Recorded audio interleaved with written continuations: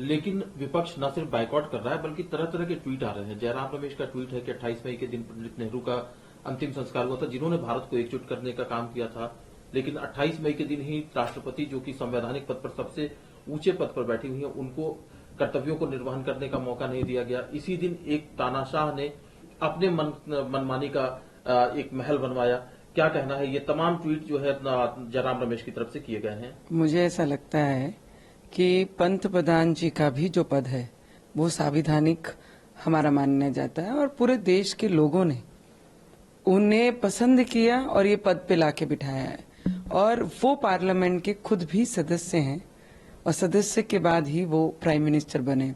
तो मुझे लगता है जैसे हम मेंबर ऑफ पार्लियामेंट अपने क्षेत्र में जाके अपने अधिकारों को हम जाके उस पे काम करते हैं, तो ये भी वो सदस्य होने के नाते और देश के प्राइम मिनिस्टर होने के नाते और 130 करोड़ जनता ने हमारे पीएम साहब को चुन के यहाँ तक भेजा है।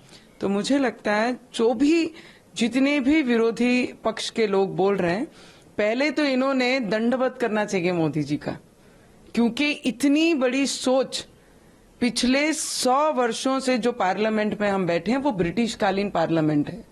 आज तक इतनी सरकारें आई और इतनी सरकारें गईं, पर किसी के भी बुद्धि में ये नहीं आया कि नया पार्लियामेंट बनना चाहिए और आने वाले 100 वर्षों के जो विस्तार होंगे, अलग जिले बनेंगे, डिस्ट्रिक्ट्स बनेंगी और मेंबर ऑफ पार्लियामेंट चुन के आएंगे, तो उनके लिए व्यवस्था कहाँ होगी। तो मुझे लगता है आगे की सोच रखने वाले देश को ये पहले प्राइम मिनिस्टर जी मिले हैं, जिनके वजह से आज ये पार्लियामेंट का उद्घाटन हो रहा है।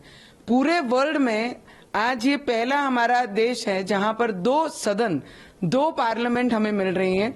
एक पार्लियामेंट, और हम जैसे नए पार्लियामेंटेरियन को तो बहुत बड़ा सौभाग्य है जो हमारे नरेंद्र मोदी जी ने, पीएम साहब ने हम लोगों को दिया है कि पुराने पार्लियामेंट को भी और नए पार्लियामेंट में भी आने का जो अवसर दिया, उसके लिए हम जैसे पार्लियामेंटेरियन और ये देश के सभी वासी बहुत खुश हैं।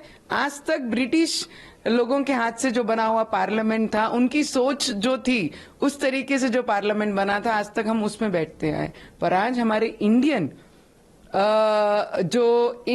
विचारधाराओं को लेके, हिंदुस्तानी विचारधाराओं को लेकर जो आगे बढ़ते हैं, ऐसे टाटा की कंपनी और हमारे देश के प्राइम मिनिस्टर जी के विचारों से ये नया पार्लियामेंट बना है। तो मुझे लगता है हम देशवासी सब खुश हैं। ऑपोजिशन को कोई मुद्दा नहीं है, क्योंकि ये उनकी सोच से बहुत बोलते हैं ना, बहुत आगे की सोच रखते हैं हमारे प्राइम मिनिस्टर। इसके लिए उन्हें तकलीफ है। पेट दुखना तो साहजिक है, नहीं तो ऑपोजिशन वालों को भी उनकी पार्टी के लोग पूछेंगे कि आपने क्यों नहीं सवाल उठाया। मैम, 2 ट्वीट और सौरभ भारद्वाज कहते हैं कि एक मुगल बादशाह ने मुमताज को दफनाने के लिए ताजमहल बनाया और एक और बादशाह ने संविधान को दफनाने के लिए ये बिल्डिंग बनाई है। मुझे लगता है आपने, जो भी कोई नेता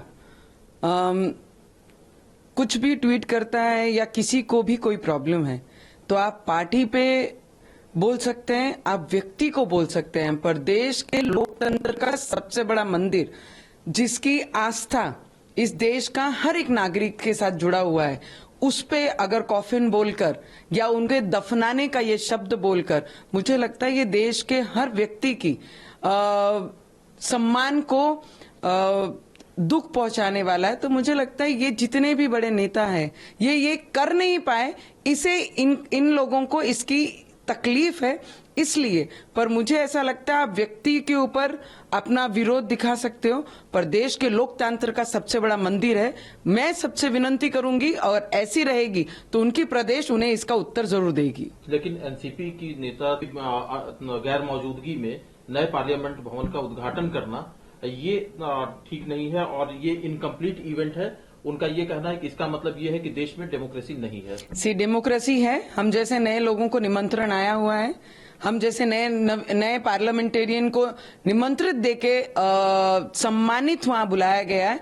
मैं विपक्षी लोगों को भी, जितने भी ऑपोजिशन में, उनको ये सवाल पूछना चाहूंगी, आज आपने बॉयकॉट किया है, कल जाकर आप पार्लियामेंट में पैर कदम रखोगे नहीं क्या?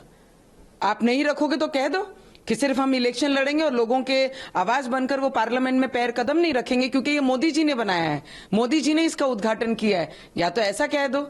मुझे लगता है जो बातों में तथ्य ही नहीं है कि निमंत्रण नहीं दिया है। विपक्षी बैठकर उन्होंने बॉयकॉट करने का निर्णय लिया है। निमंत्रण जो चेयरपर्सन से और जो पार्लियामेंट से और जो सरकार से आना चाहिए, वो सभी मेंबर ऑफ पार्लियामेंट को, वो सदस्य हैं वो पार्लियामेंट के सभी को बाकायदा निमंत्रण आए, इसलिए हम यहां तक आए हैं। अगर निमंत्रण नहीं होता तो शायद हम भी नहीं आते। निमंत्रण सभी को रिस्पेक्टफुली गया हुआ है। जहां तक मुझे आया है तो मुझे लगता है बड़े नेताओं को तो सबसे इक्वली जो है सदस्य उस घर के सभी को पहुंचा होगा।